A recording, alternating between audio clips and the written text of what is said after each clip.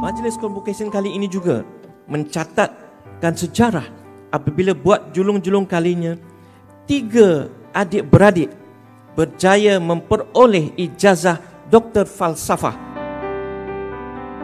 Mengambil semangat daripada kedua ibu bapa yang berkelulusan Doktor Falsafah, ketiga adik-beradik ini nekat menyambung pengajian pada peringkat PhD sebelum memahatkan kenangan indah pada majlis convocation mereka tahun lalu di Universiti Teknologi Malaysia.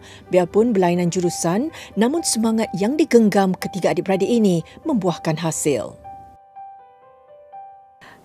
Kami sebenarnya berlainan jurusan.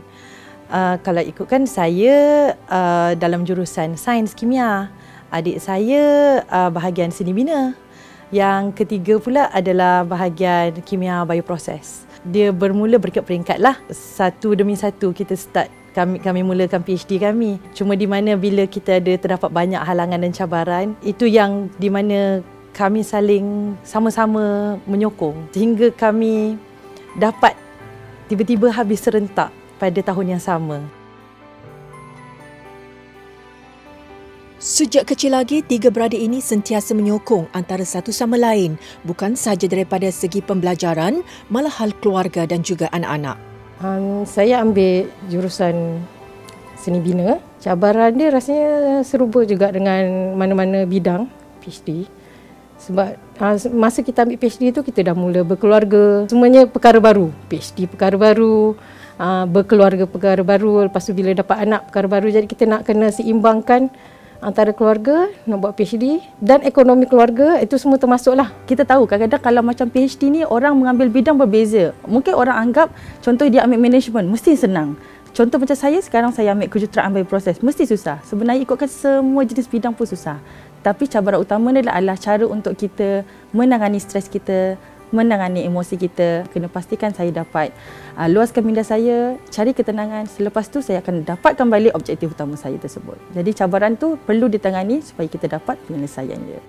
Kedua ibu bapa yang juga bekas pensyarah menjadi tunjang kekuatan utama mereka dalam mengharungi cabaran dan liku-liku perjalanan sewaktu menyambung pengajian ke peringkat PhD. Sebenarnya bila saya sebagai seorang pensarah, kerja saya ialah menyelia kebanyakan anak-anak bangsa kita. Jadi bila sampai waktu anak-anak saya telah berjaya atau mempunyai qualification, so saya pun galakkanlah mereka supaya mereka juga menamatkan pelajaran hingga ke PhD.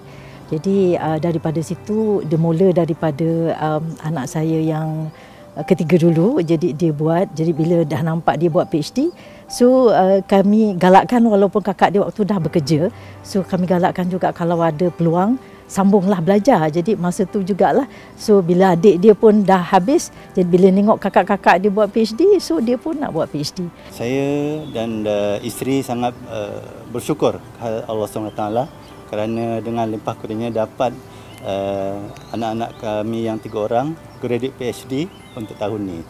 Alhamdulillah.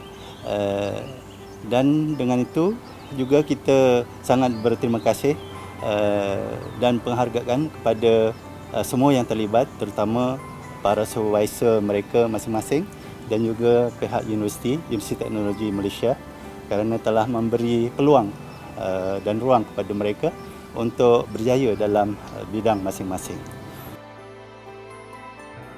Beri dorongan kepada isteri saya untuk menyambung belajar dari segi masa, keuangan, jaga anak-anak dan sebagainya lah. Biarpun hidup berkeluarga, pasangan masing-masing turut sama memberi sokongan dan sentiasa membantu terutamanya dalam pengurusan rumah tangga dan keluarga.